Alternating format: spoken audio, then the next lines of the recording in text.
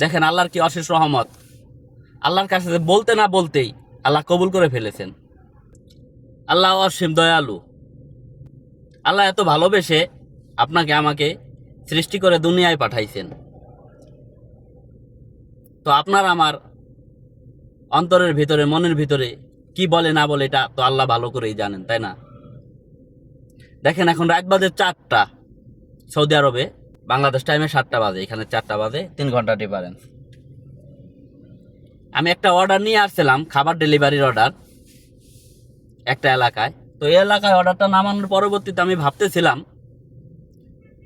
আর মনে মনে বলতেছিলাম যে আল্লাহ, এখানে অর্ডারটা নামাইলাম, আর একটা অর্ডার যদি আমার আসতো, এখন তো 4টা বাজে গেছে, আমি বাসায় চলে যাবো, বাসায় যাওয়ার টাইম হয়ে গেছে।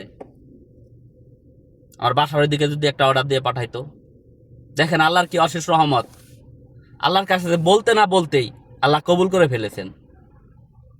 সর্বোচ্চ 2 থেকে 3 মিনিট পর আমি এইখানে একটা মাতাম আছে, মাতামগুলা ওই যে ওইখানে, ওই যে মাতামগুলা দেখা যাইতেছে ওই যে ওই সাইডে। হ্যাঁ, আমি এই সাইডে বসলাম, রোডের এই সাইডে।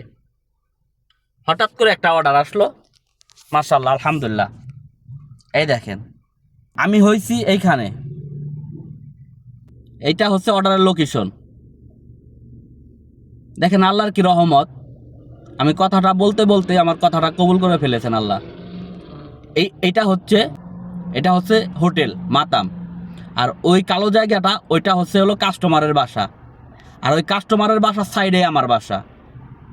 আলহামদুলিল্লাহ, আমি অর্ডারটি নামিয়ে বাসায় চলে যাব। এই জন্য আল্লাহর প্রতি ধৈর্য রাখতে হবে এবং আল্লাহর প্রতি ভরসা রাখতে হবে। আল্লাহ চাইলে সব কিছুই সম্ভব।